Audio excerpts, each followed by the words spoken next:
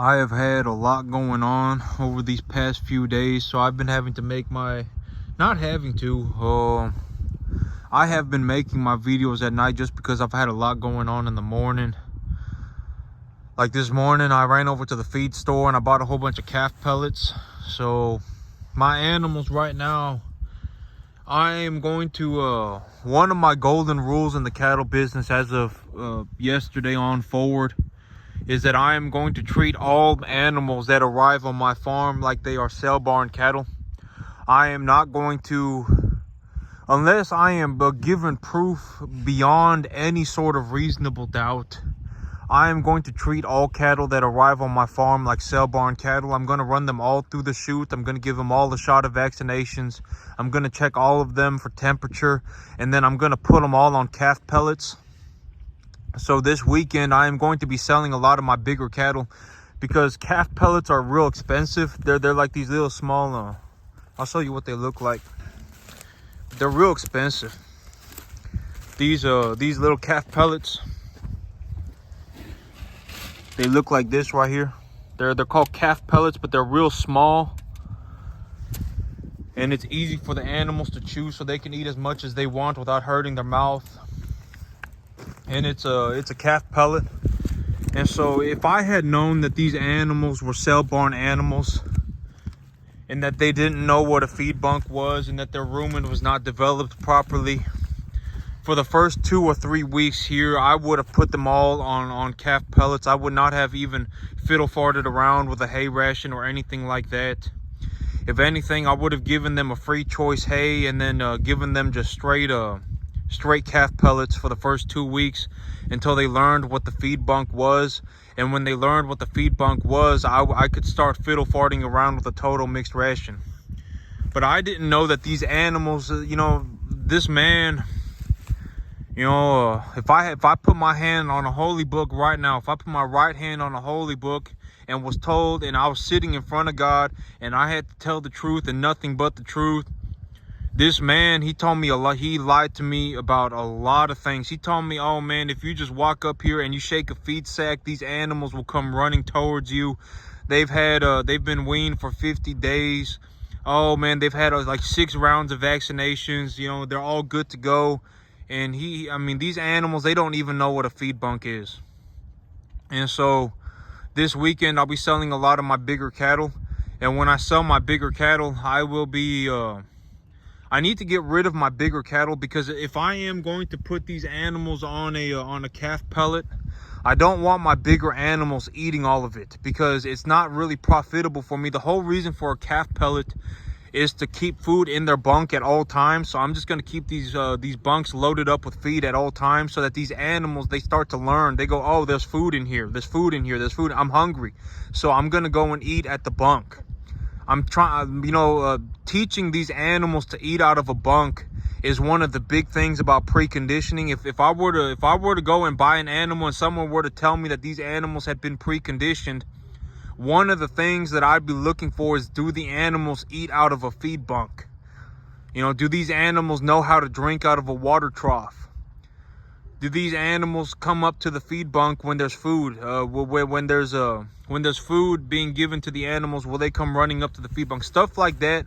That's the kind of stuff that these animals, I've got feed in these feed bunks, and I barely have 10 animals eating at the feed bunk right now, but it's not a big deal because I have these feed bunks completely full with calf starter right now. I have I'm just gonna keep the bunks full of calf starter. Calf starter cost me about $480 a ton, so it cost me about 2.5 times as much to buy calf starter. But like if I had known that these animals were sale barn cattle from the very beginning, I would have just put them on calf starter. I would have put them on calf starter for the first 2 weeks that they were here, and then I would have taught them what the feed bunk was. And then once they knew what the feed bunk was, and they knew that they were supposed to eat whatever was provided for them in the feed bunk, I would fiddle fart around with their diet. But these animals, I'm gonna have to teach them what the feed bunk is. I got burned real bad by this man. I'm gonna keep the bunks full of feed. I put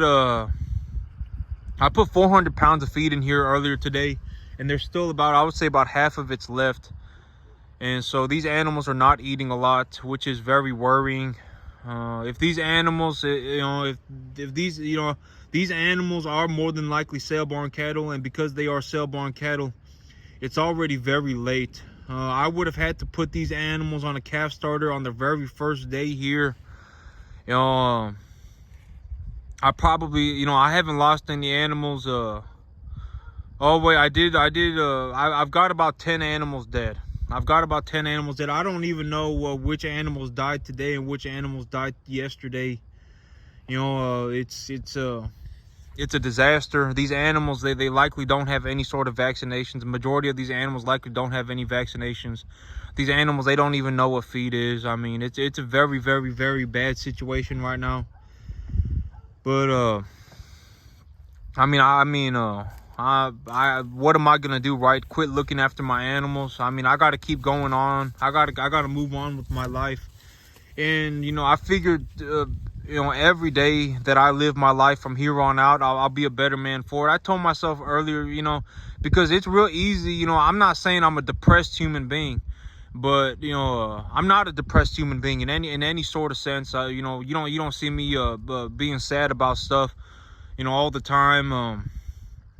But earlier today, I was feeling momentarily depressed. I mean, but who wouldn't be, right? I mean, it would be kind of it would be kind of like I don't know, like it wouldn't be right, like to not feel sad about losing 10 cattle and stuff like that. And so, but I thought about it, and I told myself, what, when I'm 65 years old, when I'm a real old man, I'm gonna look back, and I'm gonna have these stories to tell, and I'm gonna say, back when I was younger, I got lied to real bad, and I bought a whole bunch of sale-born cattle at once, and I was running this farm by myself, and I didn't know that I was purchasing a whole bunch of sale-born cattle. And I feel like I feel like it's not just farming. Anybody who's been about any sort of business for long enough, they've got horror stories. They've got stories to tell. And when I'm older, and when I'm when I'm 65 or whatever, I'll be able to look back, and I'll be able to tell, there was this one time that this horrible thing happened to me, and I lost a third of my herd, or I lost a quarter of my herd, or whatever it may turn out to be. I lost a lot of my herd. It was a horrible situation, because like me, I know myself well enough that even if I had the chance to, I would not purchase 50 sale-born cattle in one swing. I would not do it, right? I mean, it's not like it's not like I'm a 5-man crew. It's not like, I'm legitimately, it's just me. And so I know that I'm not capable of running 50 sale-born cattle at once. If these cattle, if they need a lot of looking after, at most I can run 10 to 15 at a time by myself, and that's it. And I know that. And so, if I had known that this man was just gonna, send me a whole bunch of sale-born cattle, I wouldn't have purchased these animals. I would not have purchased these animals. My whole reason for going to this man instead of going to a lot buyer was because this man was telling me these were his cattle, and that he's got a registered Angus herd and all sorts of stuff. And it just all turned out to be lies. I mean, this man lied to me about everything except for he did tell me that he doesn't use any antibiotics, and I believed him and I believe that he doesn't use any antibiotics, because he sent me a whole bunch of sick cattle. I mean, these cattle, they were sick. They were dog sick from for a long time, and they don't even know what a feed sack is. They just it's been horrible.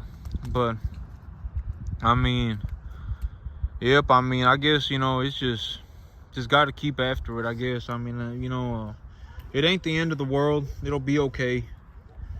Yep. And and at the end of the day, it's just I mean, one day when I'm 65, I'll be able to look back in my life, and I'll be able to say, well, one time a long time ago, even if I don't tell the story to anybody, I'll know, deep down, I'll know, I worked with the guy one time, and he ripped me off real bad, and he put a whole bunch of sale barn cattle on me, and I was running them by myself, and I lost a lot of my herd, and it was just not good, right? And I'll always have that under my belt for the rest of my life. But as of right now, these animals, they are on a total. The only thing I'm putting in their bunks is calf pellets. I got them all on calf pellets. I'll be selling my big animals as soon as possible, because I don't want to be feeding a whole bunch of big animals calf pellets, because it'll cost me too much money. And so I'm gonna get the big animals taken to the sale barn here as soon as possible. And then if I just have small cattle around, I can leave the calf pellets in the feed bunks, and I can teach these animals how to eat out of a feed bunk.